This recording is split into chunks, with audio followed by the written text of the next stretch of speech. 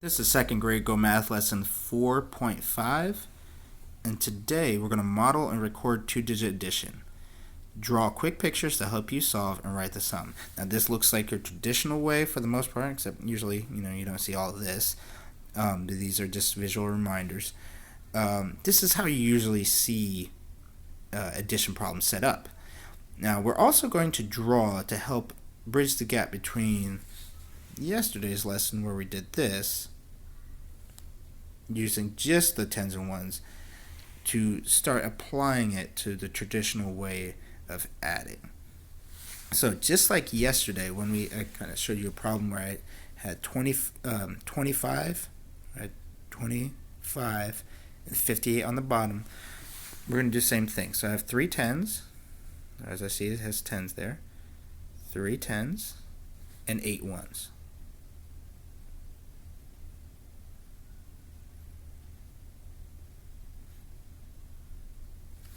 And on the bottom, if you would like to draw a line, I think it's easier not to have a line there and just leave some space, because these are going to be added together. So you don't want to, excuse me, you don't want to think of it as two different numbers, because they're going to be added together. So we are going to, they're all going to be one big family in a moment. So then I'm going to draw 7 ones. And then I'm going to see which one of these sets of ones is closest to the number 10. And I'm again, just like yesterday when we moved the ones to regroup them to make one whole 10, we're going to do the same thing. Now they didn't make a 10 frame for you, which I kind of wish they did, but they didn't. So we're just going to pay attention, and I see I need two more tens. I need two more ones to make this a whole 10.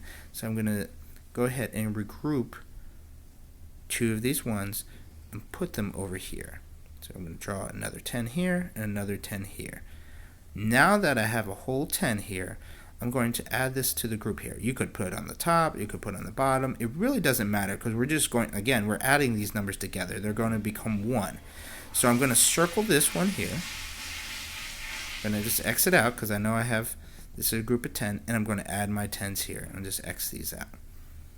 And as I look, these are the ones I have left. Now, when I do the same thing over here, I'm adding 8 plus 7, which makes 15. I move that 10 over here, so that's going to go right here.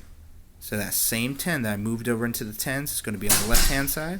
It's going to move to the left-hand side of the equation.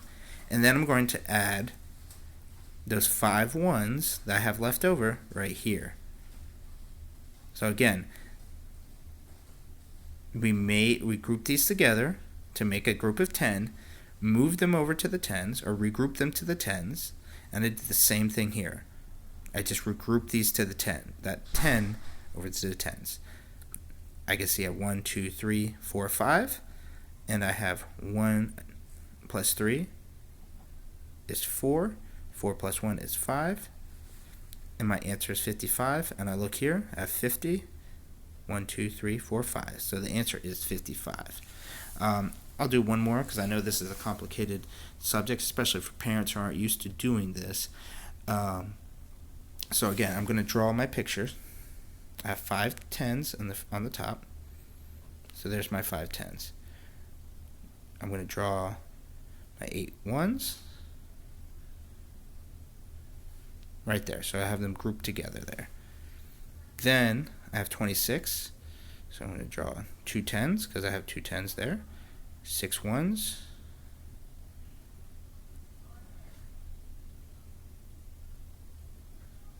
And again, I'm going to look at the ones first, see which one of these, and this is set up just like this. I have 58, and I have 26 on the bottom here. I'm going to see which one of these is closer to the number 10, because again, we're trying to regroup the 10s, push them over to the 10 side. So I see again, just like on the last problem, I had 8 over here. So I need 2 more to make that 10. So I'm going to circle 2 of these, send them away up here, make my group of 10, circle it, just so I know it's a group. And we're going to cross these all out because these moved up here. And these are going to regroup over here. So again, I have 110. I'm regrouping here, so I have one more 10. The same thing here. 8 plus 6 equals 110. And I have 4 ones, so that's 14. Just like when you're regularly adding 8 plus 6 is 14, that's what you are literally doing when you're regrouping.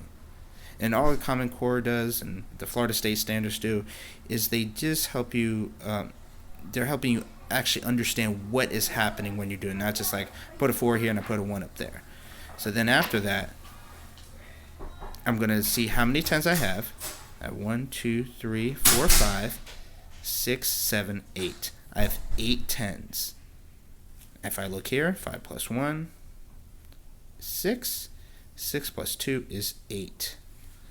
So, I got the answer, the same answer. It's just, it's not really any different. It's just showing you what is actually happening with the 10s and 1s when you're doing the traditional way of adding.